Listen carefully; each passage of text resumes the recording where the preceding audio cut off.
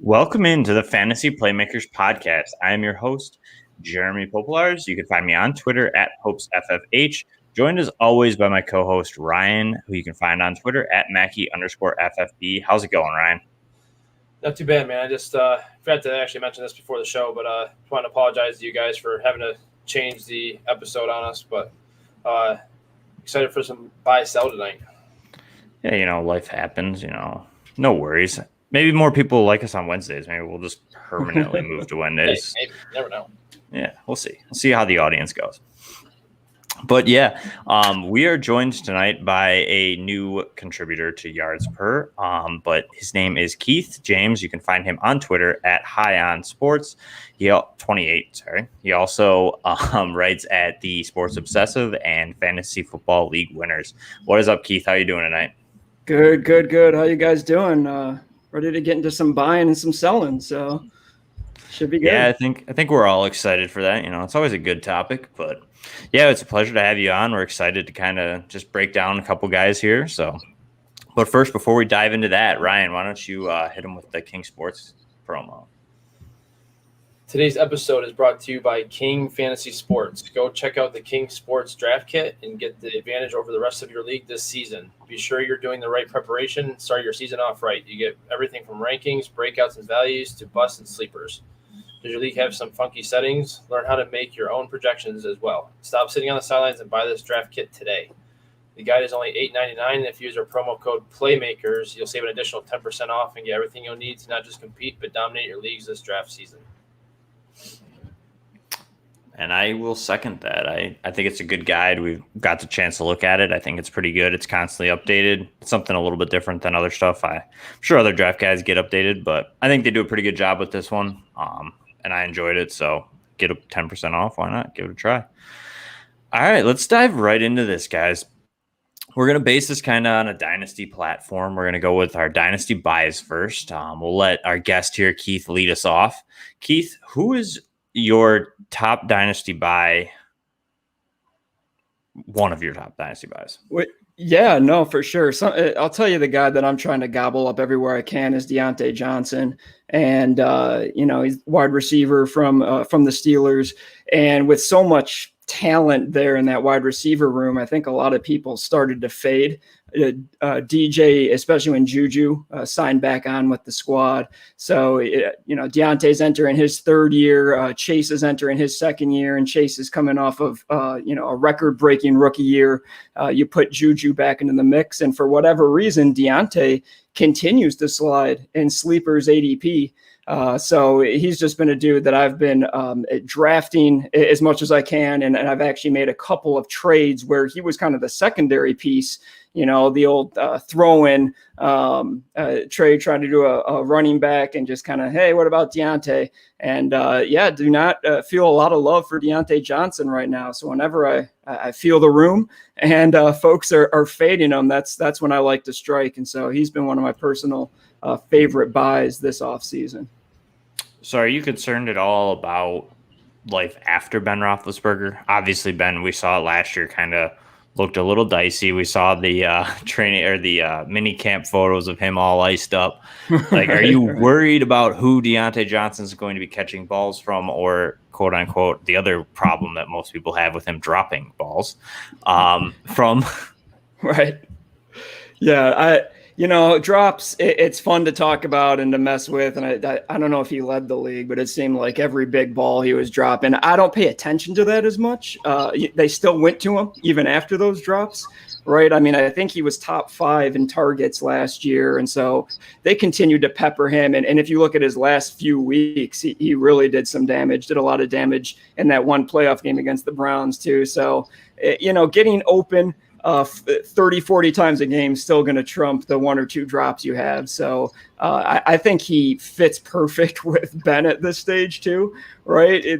Chase would be better for the deep ball, but that is one of the knocks on Deontay is that he actually had a very low ADOT, wasn't getting the air yards that folks wanted. But no, actually, dudes that get open, is there anything better than watching elite route runners run routes, right? And dudes that get open, it doesn't matter who their quarterback is, and so what are you really replacing at this point for a soon-to-be Hall of Famer in Ben Roethlisberger, right? But you could make the argument that they end up with an upgrade in the next few years. So as long as Deontay continues being a dude that's open, I have no concerns, whether it's Ben, who I think will be a little better this year, or it's Dwayne Haskins next year, or whoever it may be. So no concerns there. All right, good to hear. Ryan, you got anything for him on Deontay Johnson, or are you all good? No, I like Deontay. It's just the only thing that kind of concerns me is that they do have two other options that they're going to be looking at in the pass game, and they brought Najee in for a reason with a banged-up offensive line that's kind of seems to be crumbling at the feet right now. So I do like Deontay as a sleeper. I feel like people are sleeping on him. I think he'll outperform his ADP, but in terms of long-term value, I'd like to see where they get or who they get in at quarterback next to really put a fair value on him for long-term. Yeah, I mean, I'm not as high, I think, as both you guys on Deontay Johnson. I never really was. I mean, he's a talented player. Don't get me wrong. The potential is obviously there. I just kind of what Ryan is, the trio kind of scares me a little. I think that there's no reason that he can't be successful. We saw it last year. I mean, Cincinnati had a team that had 3 guys with 100-plus targets, and I think Pittsburgh was probably pretty close. I'm not 100% on those numbers. So I don't know. I'm just not as high. I think he's a good piece, like Keith said. Right now, his value is really good. So I could see where you'd want to kind of get in on him. Before this year, I was not as in because his value was a lot higher. Right. But I still just don't love Deontay. I'm not like actively trying to get him, but I can see your guys' points on why you would want to. So let's move on to Ryan here real quick. Ryan, who's one of your top dynasty buys this offseason? So I'm going to kind of dig a little bit deeper than I think either of you are, but my first guy is a guy that had his season killed by injuries last year, and that's second-year running back Darrington Evans. He was drafted in the 3rd round in 2020, has 4.4 speed, been working out as a wide receiver during OTAs, which implies that they would like to get him more involved as a pass catcher and line him up in different areas of the field. And when given an opportunity last year when he was actually healthy, he did show flashes. Week 15, he got 10 touches, 57 all-purpose yards and a touchdown, and was also really effective in the return game as well. But injuries really killed his season last year. And the main reason why I'm really buying him is because, A, he's basically free. I mean, I think he's going at RB 82 right now in ADP or something like that. But if you're looking at like historical data and just what Derrick Henry did last year and looking at the historical performance of guys after they've had around 400 touches in a year, there's been 19 backs since 96 with at least 400 touches. Only half of them played a full season the following year, and a quarter of them played 8 or less games. And of the backs that play at least 10 games, their average amount of touches fell all the way to 307 the next year, and only 4 ever saw 400 touches again, while 16 didn't even see 300 touches. So in terms of a guy that is basically free and a guy that could be a James Robinson type league winner for you if Derrick Henry does go down in that offense, I mean, doesn't get much easier, much more cheaper than a guy like Darrington Evans. A league winner, Ryan. I know. Yeah, that's a bold statement. In that offense, with his skill set, I like it. He could be a guy that could come in, and because who else is going to compete? Brian Hill. See, though, the thing is you started it out wrong because you said you're digging deeper. Joke's on you. I've owned Darrington Evans since last year because I already knew. I don't need to buy him anywhere. I'm going digging deeper than what you guys are probably going in this. I'm just giving you a hard time. But no, I like Darrington Evans. I agree. I think Darrington Evans is going to be used a lot in the passing game. I think that's why he was brought in. And I know everybody wants to knock and say, oh, he got beat out last year by Jeremy McNichols and stuff like that. But he was injured, like Ryan, you had alluded to. And I want to see him. I think he has a good shot. I liked him a lot coming out of school. And I just think that I'm not too worried about Brian Hill, like you said. I mean, Brian Hill did admirably in Atlanta with aside Gurley, but I'm also curious to see what this offense looks like. I don't know if you're going to see Derrick Henry touch the ball as much as he did. I think, you bring in Julio, you obviously already have A.J. Brown, and you still have Tannehill. I think a new offensive coordinator, I'm curious to see, like, do they want to spread the ball a little more? Does Darrington Evans see a little bit more of like a third down back role where he's got that Nyheim Hines type upside? So I think he could be kind of a sneaky play right now. I've seen a lot of people on Twitter talking about him, so I think his ADP / value might start to rise a little. Because usually as soon as someone starts talking about him on Twitter, he kind of just drives up. But Keith, do you have any questions on or for Ryan on Darrington Evans on why you think maybe he's not a good buy? No, I think he's a great buy, and I'm not one of these people in Dynasty who feels like you have to get the backup of your guys. So if you've had Derrick Henry, he's not. I like to get the backup of other people's guys. So I was sniping Darrington late in drafts because people were taking Henry either in auction drafts. I do a lot of auction at a high price, or taking Henry in the first, second round. So I love the idea of taking other people's backups, and I don't think, for all the reasons Ryan listed, he could be one of the better backups. He's in that handful of guys like Darrell Henderson, Alexander Mattison, AJ Dillon, who goes so far as to say league winner. But I could absolutely see, if Henry gets hurt after this huge workload the last few years, Evans being, an automatic start for you and what should be a high-powered offense. And I should say, to your point, Jeremy, Darrington Evans was all over Twitter this last week, right? So, giving a shout-out to content creators, and we all thought he was talking about us. So, so everybody's grabbing him now. Right. So his ADP is going to sky next week for sleeper. He's going to be in the 40s. So, get him while you can if your drafts are going on. But I like the rationale, Ryan, and I think, for sure, he's a dude to buy. All right, Ryan, mine's not as deep as yours, but it's going to be another guy that had an injury-ridden rookie season. For me, one of my top dynasty buys at the moment is Denzel Mims.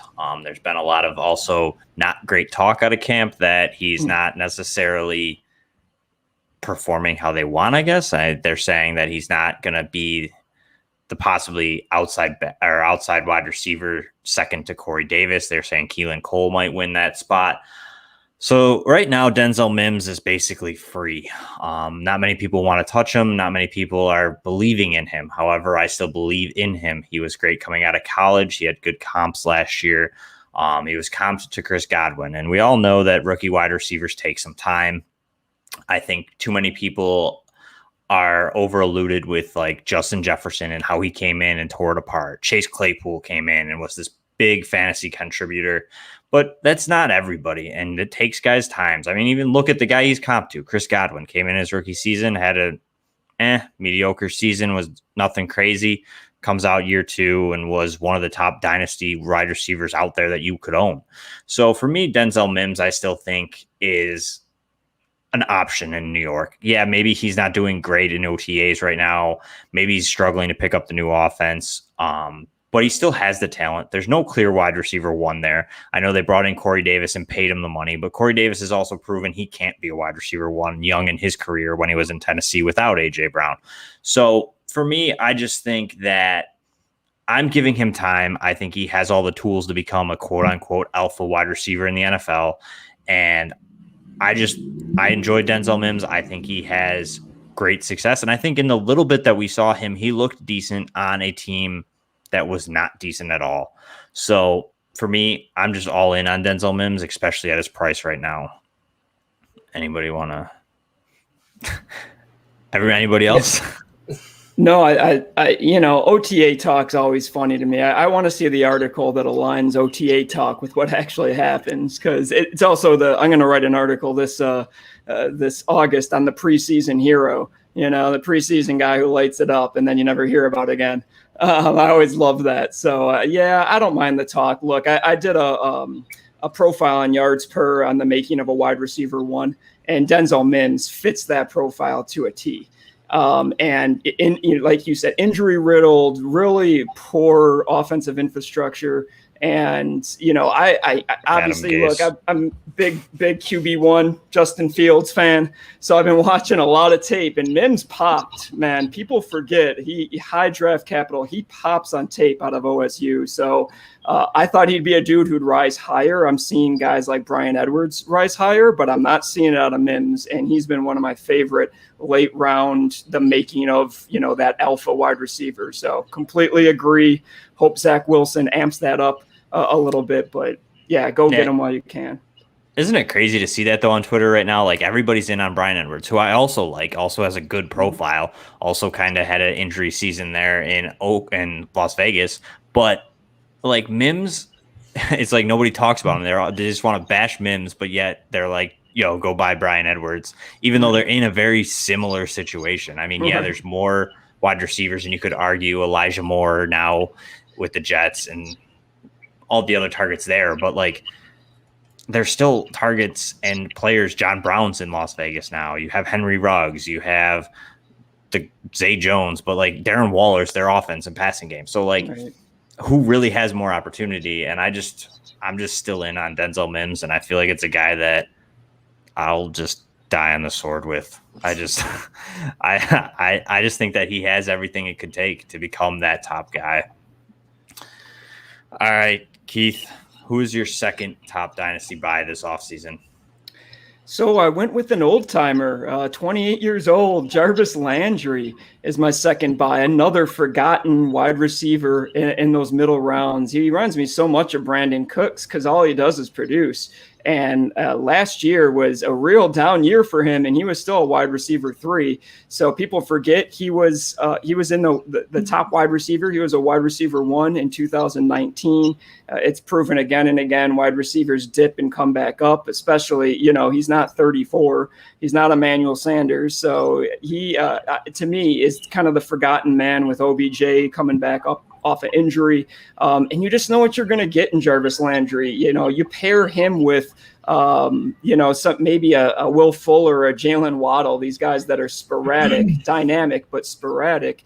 And you just know you're going to get, especially in PPR leagues, 8 to 12 points if he scores. Maybe you get 18 that week. And again, his ADP has been falling, Jarvis Landry, and he just seems to be the forgotten man that I think that passing game does take a step forward this year, although they still are going to, begin and end with the run. I think they want to showcase Baker, and they realize, you can't beat the Chiefs 20-19 in the playoffs. You're going to have to put up some points. And so I think you're going to see a little bit more passing volume out of Stefanski. Stefanski's proven he can produce 2 top wide receivers. He did it in Minnesota a couple of times. And so I just think Jarvis Landry is a forgotten man that, was the same draft as OBJ. And I think he's ready to roll. I see him as a really solid wide receiver too that, continues to drop in ADP. So he's a guy I'm scooping and trying to trade for. So you basically answered all the questions I wanted to talk about. So the only one you really didn't hit is there any worry that OBJ takes too much out of the passing game, or do you think OBJ coming back really helps him on the factor that he should get most likely the weaker quote unquote of the cornerbacks due to OBJ is probably going to draw the top target, just pure name basis. And I feel they're both talented guys. I think they both do different things well. So, but do you know what I'm getting at? I do. Yeah. No, I think it helps. It's funny because I think a lot of people, the disappointment in Jarvis is when OBJ went down, he didn't shine. And again, it was just the way Stefanski wanted to run that offense. They wanted to run the ball. Why not when you have Chubb and Hunt? And so I think this year it's going to be a little bit different. Jarvis should get back into the 110 target range. Should catch 80, 85, 90 balls. So I think OBJ, if he stays healthy, helps him in that situation. I really do. So they've done it again in 19. They both were very productive. And Jarvis, I think, was wide receiver 10.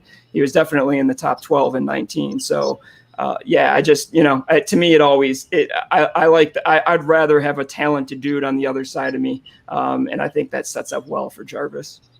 All right. I like it. I can agree with it. I like Landry. I think I agree. I mean, he is a guy that's forgotten about. I mean, honestly, I forget about him too in drafts sometimes. Like you're in a startup draft and it's just kind of like, while you're going along, all of a sudden it's like the 12th round and you're like, holy cow, Landry's still here? Totally forgot about him. And like you can snag him late. And I mean, he has great upside. And I feel like he's probably pretty cheap in a trade market. I feel like the name kind of carries some value, but also it kind of is like, oh, he's on the Browns. So I can get behind that. How about you, Ryan? Anything for Keith on Jarvis Landry? Or Landry makes me a little nervous. I think you saw last year that when they were playing at their best, he wasn't on the field as much as you would like to see in a guy like him anyways. Like just his career, he's been one of those guys, like you guys have said, that he's been super productive, super consistent. But with OBJ on the field last year, he had, I think it was like 5 less PPR points a game when they played together as opposed to when he was off the field. And he still only saw a 70%, a little bit more than a 70% offensive snap share. So I'm a little concerned about that, especially because he's another year older now. They do like People Jones, and they drafted Anthony Schwartz. So they got some guys there that could fill that role. I don't think People Jones can fill that role, but Anthony Schwartz could play that slot role and be a field stretcher that they might want, as opposed to a short field guy. If OBJ stays healthy, he's kind of like short field intermediate guy that Landry usually is, and they got Schwartz going downfield in the slot. So I do like Landry as a player. I'm just not sold on him this year until I see him with OBJ and do it for a season. You know what I mean? Fair concern. Why don't we let you lead into your second dynasty buy off of that?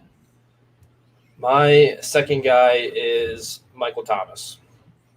And I feel like this is kind of a repeated guy at this point, because I feel like people have got so low on him right after the season when Breeze announced his retirement. I feel like people just bottomed out on him. They're worried about Taysom Hill and Jameis Winston, and not really sure what the offense is going to look like. But Michael Thomas was actually relatively productive even with Taysom Hill at quarterback. He had 16.1 points per game in 4 games with Hill, and that was coming off the high ankle sprain that eventually ended the season. And if you want to look back to 2019 with Teddy Bridgewater as his quarterback, he had 42 catches, 551 yards, and 3 touchdowns in 5 games where Teddy started. So regardless of quarterback, he's always been targeted often. He's never seen less than 6 targets in any of his 12 games without Breeze, and had double-digit targets in 6 of those games.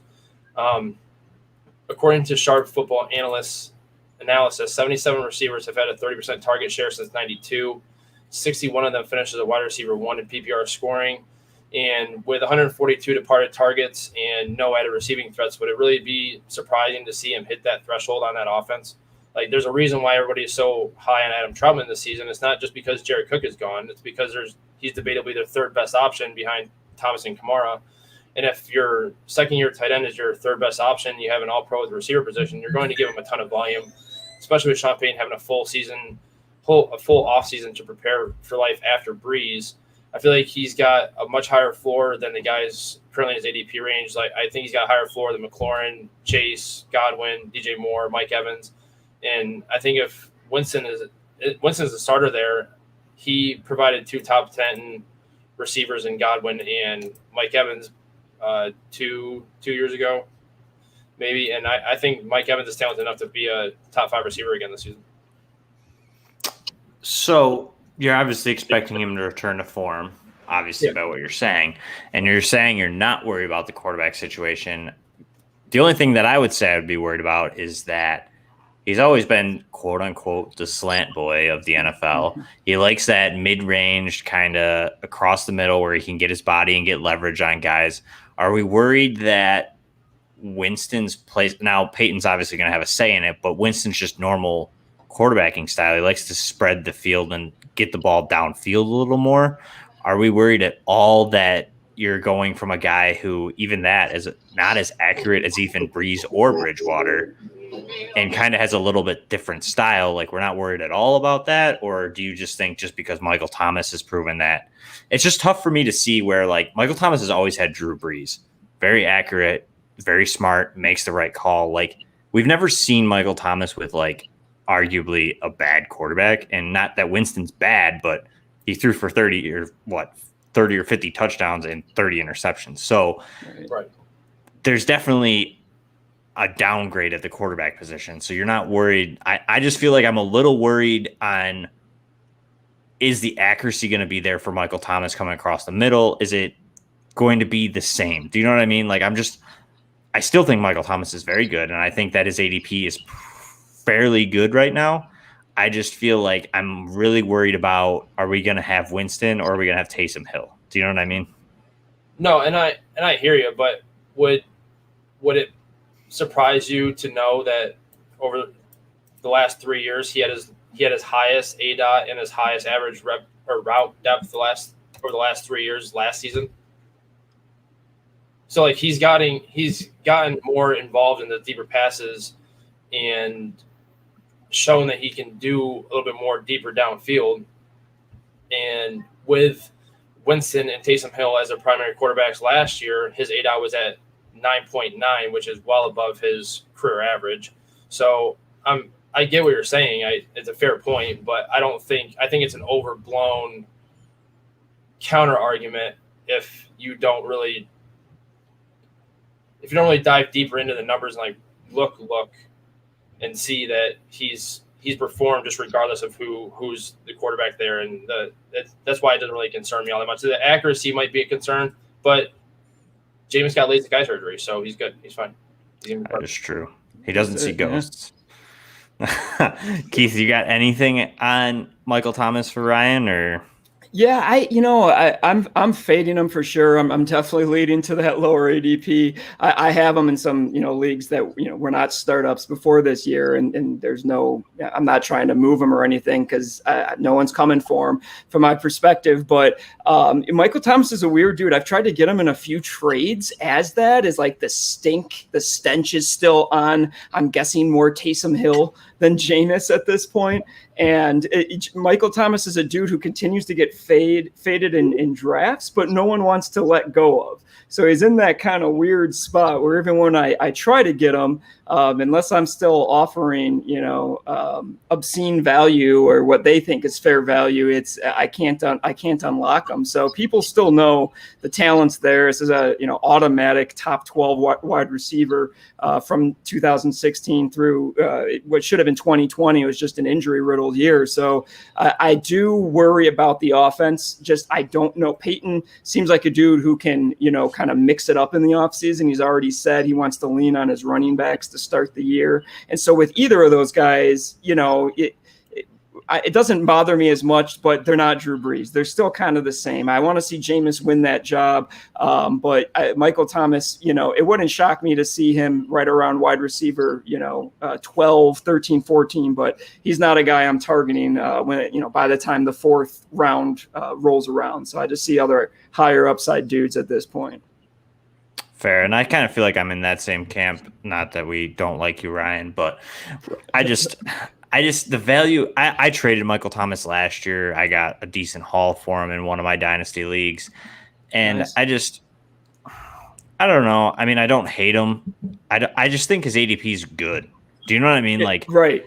I feel like he's where he's supposed to be with like the talent that's coming up, like the upside of these other guys that you can argue are going to have just as much volume.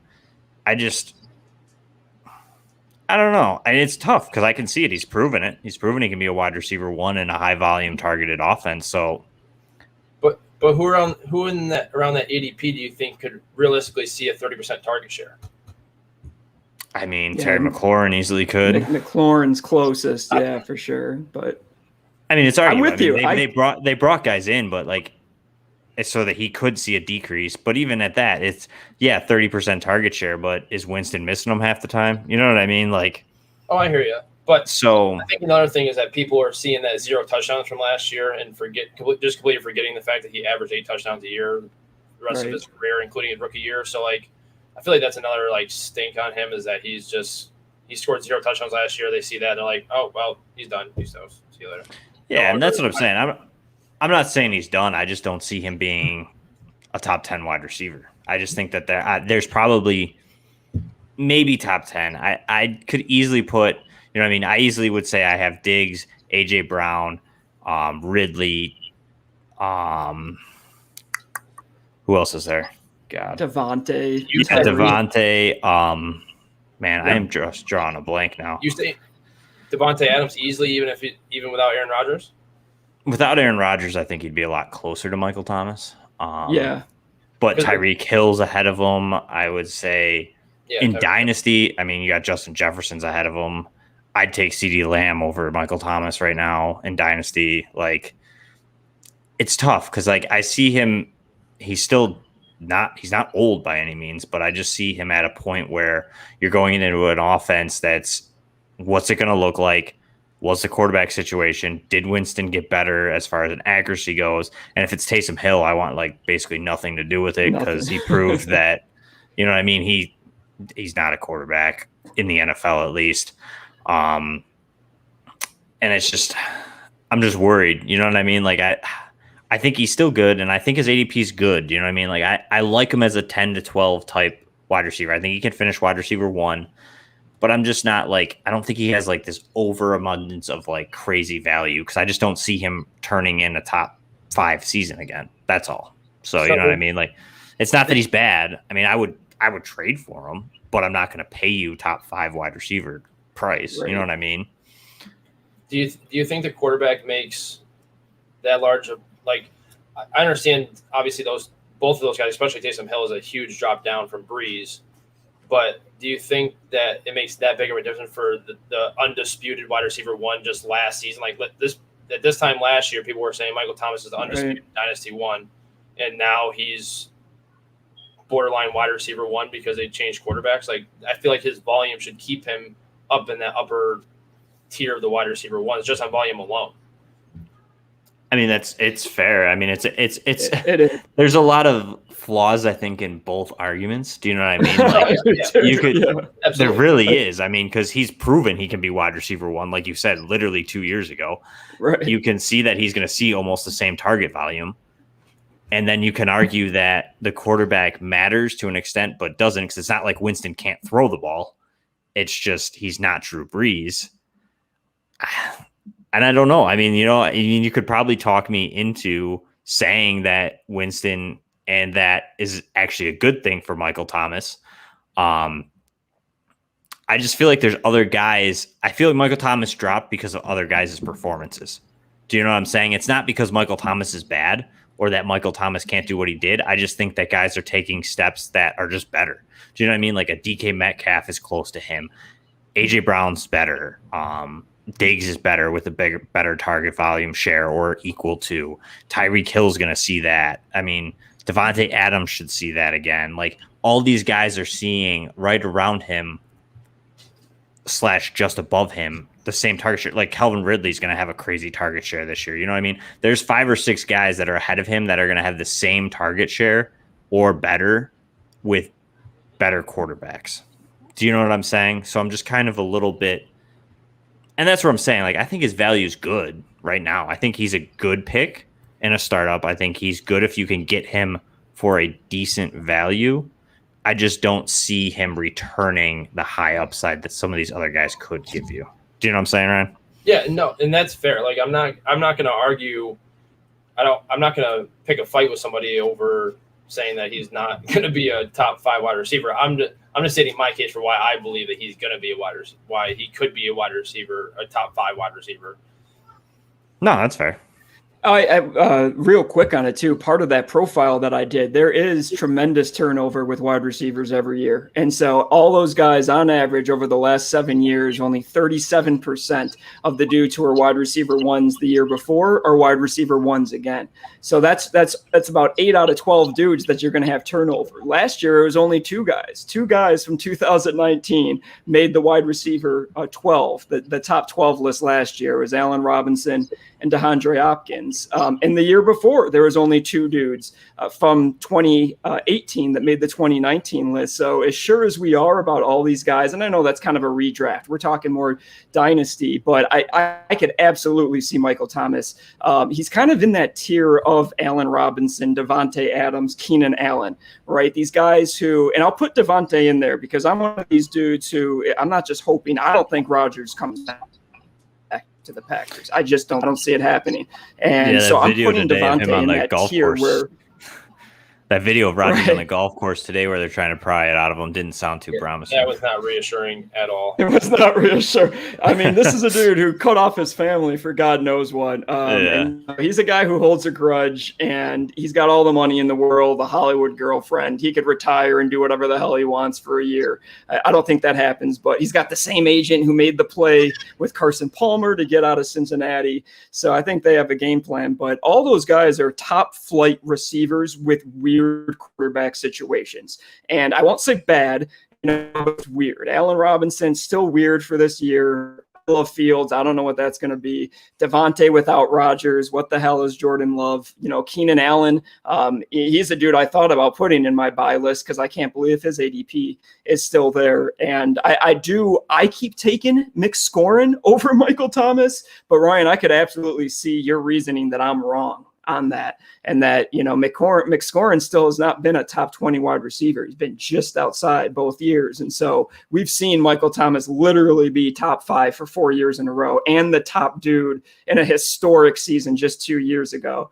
And it wasn't like he played all 16 games and had horrible numbers. He was hurt. If you look at my model as well, you'll see guys that guys who play score the points, right? And you don't know who's going to get hurt. So it's not a matter of performance with Michael Thomas. He just got hurt. It's the great unknown. And you see a lot of guys skip a year. Devontae Adams was a top 12 dude in 18. He got hurt. He wasn't a top 12 dude in 19. He's back to being number 1 in 20. You see that a lot. And so I could absolutely see Michael Thomas back on that. But I do keep going back to Jeremy. When I think of buy, the value's just still not there. No one's willing to sell him for what I'm willing to give. And I think that's what it comes down to at this point for me. So in redraft, he's probably a dude I'll target in redraft because there's stench there, and he still has that Allen Robinson type of appeal to me. So I'm with you, Jeremy. He's a weird dude for me because I can see both sides of the argument.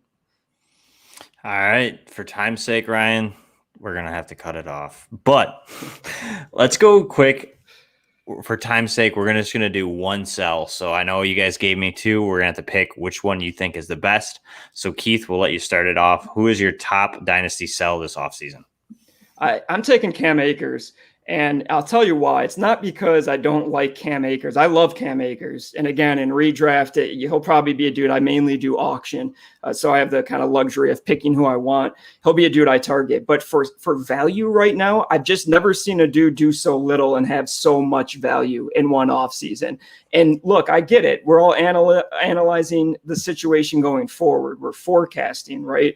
It's not what you did last year. It's what we foresee next year or the years beyond that. But I've just never seen a dude, I've got some startups. He kind of started in that late second round area in a few startups when I was doing them in January, February. And I've got him being the 3rd running back off the board ahead of Jonathan Taylor in Dynasty in some startups going, 107, 108, 109. And that's just in tight end premium leagues too. So it's just crazy to me. And so I traded him. Actually, I traded Akers for CEH, Clyde Edward, and Jarvis Landry, and a first round pick. I mean, how can I pass that up? For CEH, who could outperform him. Landry was like a throw in. That's kind of why I said buy on this segment for Landry. But his value is just off the charts to me right now. And so it's not that I don't like the talent or the situation or don't believe in everything that the tape shows, or that Stafford won't amp up that offense. It's just his value is off the charts right now. And if I can get a running back like CEH, a David Montgomery, pick up another piece and a pick, which seems to kind of be the going rate right now, I'm doing that all day. Yeah, I agree with you. I like Cam Akers, and it's crazy to think a guy who went late in a lot of first-round rookie drafts just 2 years ago, or we could say a year ago, because most people may have not had their rookie draft yet, but like just a year ago, he went middle to end of first rounds, and now he's got more value than the guy that most people took first with CEH. Right. For example, in your trade. Right. So I agree. I think his value is absurdly high. I agree. I like Cam Akers. I think that they do want to use him. I think that he will be a very fantasy viable running back. But like you said, I've seen people taking him as in the first round of startups, and that's just crazy. Good for me. I like Cam Akers, but there's still things to be worried about. I mean, we worried about him coming out of college. Like, I mean, he's still raw. He's still young. And I mean, he has raw talent and ability. It's just like, there's still things to be worried about. But if I can get a CEH and a pick, it's a wash there for me. Cam Akers and CEH. And again, it's another thing that actually doesn't have as much turnover as you said with the wide receivers. I feel like the running backs are constant. You got 10 guys and you got 2 guys who are fighting to get into that running back 1 category. And can Cam Akers get there this year? We don't know, but you're paying that he's going to be top 5. And I aside from injury like last year, I don't see that. So I agree with you. I think his value is off the charts, and he's definitely something that you can get a lot of pieces for and can help your dynasty team. How about you, Ryan? How do you feel on Cam Akers? No, I completely agree. I mean, you can pretty much get borderline whoever you want for Cam Akers at this point, outside of the obvious like JT and CMC and guys like that. But I've seen trades involving Akers and Zeke, like Zeke in a first for Akers, or I've seen things like Antonio Gibson in a first for Akers, and I'd smash that all day. It's just you just gotta, like Keith had said, you're just, not that you don't like the talent or anything like that, but if your guys are willing to pay such a high price for what you believe might not, if you're getting a guy in return that you think could perform as well or better, and plus a first round pick or an extra high upside piece, then you got to move on from him with that. Yeah, I mean, I'd even take a slight decrease. You know what I mean? You're talking about Cam Akers maybe being, I think you could see Cam Akers reach maybe 10, RB 10 this year. And you're talking maybe Gibson, who might be 13. You know what I mean? You're taking a little bit of a dip, and like, for me, I'd take a little bit of a dip plus a first round pick. You know what I mean? Like, I have that chance to get 2 running backs. You know what I mean? And for me, that's the better value than, and it depends on how you like to build your teams. If you want that top loaded talent, maybe you hold on to an Akers. But I just feel like I'm getting that shot at 2 guys versus 1. So I like it. Ryan, how about you? Who's your top dynasty sell this offseason? My guy is got to be Mike Evans. So the first thing I want to mention is his touchdowns. He had a career high last year with 13, and 31.4% of his fantasy points came from touchdowns after being no higher than 20.6 for his career. Since 1992, 92% of receivers to have 10% or more of their catches converted to touchdowns. Saw their touchdowns drop almost 6 touchdowns the following season. He had 7 games under 50 yards last year and had a career low in targets, yards per game, and receptions per game, and that's with Godwin's injuries and AB not being fully integrated into that offense. And now they get a full offseason of AB, Godwin being healthy, Tyler Johnson having another year. They drafted Darden in the 4th round while also bringing in a pass-catching back like Gio, and still having a solid running game with Fournette and Rojo. I would just rather have guys like McLaurin, Michael Thomas, DJ Moore, Godwin, Allen Robinson, Keenan Allen. All those guys are being drafted around his DLF ADP right now, and I think I would just rather have those guys ahead of him. Fair. I think the upside's there with the other guys. Mike Evans has always been another one of those figures. It's kind of like Michael Thomas to me. That's just like, he's good, but like, he's not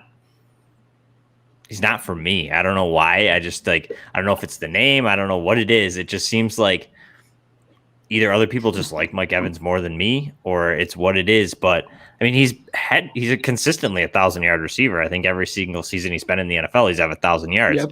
But I can see where your point is. I mean, there are a lot of things were touchdowns last year, and it could be obviously something to be worried about. You know what I mean? Like you said, he wasn't really a super performer. He just had a really lot of touchdowns, like a very touchdown dependent wide receiver last year. And what is this offense going to be again this year? Like you said, 3 healthy guys on the outside, as well as Giovanni Bernard coming in. And we know how Tom Brady is. He's not going to really key on anybody. He's throwing to who's open. That's how he's always been. And do you see a regression finally from Tom Brady? You know what I mean? Do they lean on that run game a little bit more, or does Tom Brady be able to reproduce what he did last year? I mean, there's a lot of questions around Mike Evans, and I think there's just he gives off this like faux floor that's like he should be good and like he has this nice floor, but I feel like at some point this is going to stop because now you're looking at it and you're looking at, like you had said, Ryan, like AB's healthy and he's fully into the offense for all off season. Chris Godwin's back fully healthy. They still have Gronkowski. They still have Brait. They also have OJ Howard coming back. You also have Giovanni Bernard. You also have Fournette and Ronald Jones. And you have a head coach of Bruce Arians who, if you're not doing what he wants, you're not getting involved in the offense. So I can definitely see where you're coming from, Ryan, and I could probably totally get behind moving on from Mike Evans. I guess my question would be, like, what do you guys think Mike Evans' value is? Like, say I wanted to move on from him. What am I looking to get? Keith?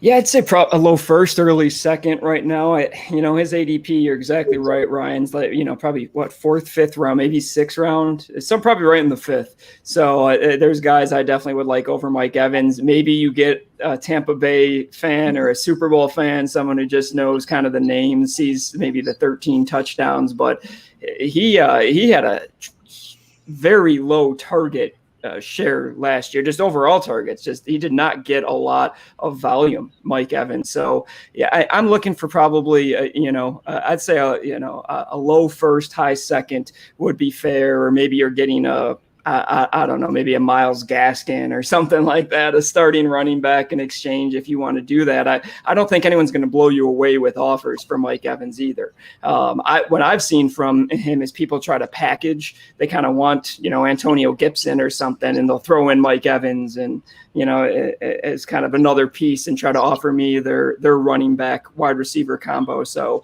that's the only question I have, is just how much can you get for Mike Evans? But I'm with you. He's kind of a dude, take him or leave him. I've got him on a few squads, and he's a guy who's great when he hits those touchdowns. But I think you're right, Jeremy. His floor is low. And he has, weeks where he just completely disappears. And that happens when you only get 4 or 5 targets a game sometimes. So, yeah, a lot of mouths to feed. I get what you're saying. I just if I dangled Mike Evans out there right now, I just don't know how much people are going to jump at that. So, but I'm with you. I can move on from Mike Evans anytime if the price is right. And it doesn't really even have to blow me away. How about you, Ryan? Do you have to be blown away to get rid of Mike Evans, or are you cool with moving on? Like Keith had said, something fairly close, maybe slightly under even his value, just to kind of move on. I think it would purely depend on my team. Like if you're rebuilding, you're not trading for him. You're probably trying to get rid of him at this point. But I mean, if you're looking at just his ADP, like I said, there's McLaurin sitting right there, DJ Morrison right there, Godwin, Allen Robinson, Keenan Allen. All those guys have much higher upside to me. And so, Jeremy, like you had said, you didn't really know how you feel about him. I think for me, I don't like guys that have those peaks and valleys. Like I don't like guys that I can't trust from week to week, regardless of matchup, because he'll perform against a tough matchup and then he'll not do anything against a supposed easy matchup that he's supposed to have. Because, like you said, Tom Brady passes the ball to whoever he wants and whenever he wants. So you have no idea if he's going to be part of the game plan for that week for Tom. And he's one of those guys that if he's going around that ADP, who's going to take Evans for McLaurin straight up? Like you're not going to, if somebody offered you McLaurin for Evans, you're going to smash accept that. And right. Moore, smash accept that. Godwin, accept that. Robinson, Keenan Allen, both of those, you're smashing both of those. So that's the main reason why he's a sell for me. Like Keith had said, I'm probably taking a late first, early second, or if you're going to package him, I'd go for, I don't know, a RB, like a running back 2 or 3 with upside, I guess, or even a younger wide receiver like a Terrace Marshall and a pick or something like that. Yeah. All right, I like it. Just wanted to get kind of a value gauge on how you guys felt on them. All right, that's gonna pretty much wrap us up here. Ryan, why don't you let everybody know where they can find you for anybody who joined late, and anything you got going on? Yeah, just find me on Twitter at Mackey_FFB. Go check out my article over there at Yards Per, talking about redraft and keeper strategies. I actually got some pretty positive feedback so far from it, so I appreciate anybody reaching out to me about that. But I want to thank Keith for coming on the show today. Great information, and I appreciate having you on, man. And Yeah, Keith, no, thanks. Yeah, I will echo that. But same thing, Keith. Where can they find you, and anything you got going on? I know you got a couple sites you're writing for, so. Right. So yeah, you can find me on Twitter at HighOnSports28. So on there, always just messing around, but just started writing it. Just hit my first article for Yards Per Fantasy, a few articles on the league winners, and then Sports Obsessive. I do kind of a beat every week on the Bears, so kind of the state of the Bears nation. So just trying to, give you something on what's happening with the Bears, give a little fantasy perspective on that as well. But I'm going to continue my making of series on Yards Per. So my next one will be the making of a quarterback one. My first article on Yards Per was the making of a wide receiver one. So I've got the model on that. I'm way into it, get into some good Twitter battles on it because I've got the info just ready and loaded on what makes a wide receiver one. So when people want to get into all that on why I'm not a Jalen Waddle guy, I've got my info locked and loaded on that. So yeah, that's where I'm at. And really appreciate you guys having me on. It's been fun. So I'll ask you then, because I asked Ryan before the show, should I or should I not trade Justin Fields in a super flex where I have Trevor Lawrence and two other quarterbacks? Who are the two other quarterbacks? Derek Carr and Kirk Cousins. Oh, yeah, I'm not trading Justin Fields unless they blow you away. How can you not love Trey Law and Justin Fields for the next decade? I know. I'm torn. I am very torn. But you guys can find me on Twitter at PopesFFH. You can find some articles over at Yards Per Fantasy. You can also find some at the Sports Gambling Podcast Network.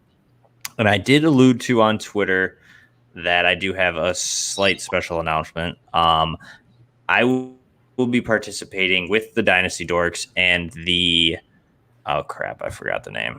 Shoot. Yeah. Anyways, it's going to be a redraft league, and I will be allowed to give away 11 spots. You guys will have the chance to compete against me. It's going to be a contract-based kind of league. You're going to use actual real salaries. So something I've never done, so you guys can come and make me look really bad. So I am going to come up with next week, I will have it on the show, some sort of way to get in on a drawing to win a spot in this league. I know that David set it up for mostly charity events, so it's going to probably have to do with something with charity, donating some money or something to a local charity of your choice, and then you'll be able to get in on the drawing to get into the league. But I just wanted to kind of plug it, get it out there. I know Dave hasn't really pushed too much on it yet, so obviously you two. I will keep you guys in the loop, and you guys can also get in on it because more the merrier, right? All right. But either way, that's the end of the show, guys. Take care and see you guys next week.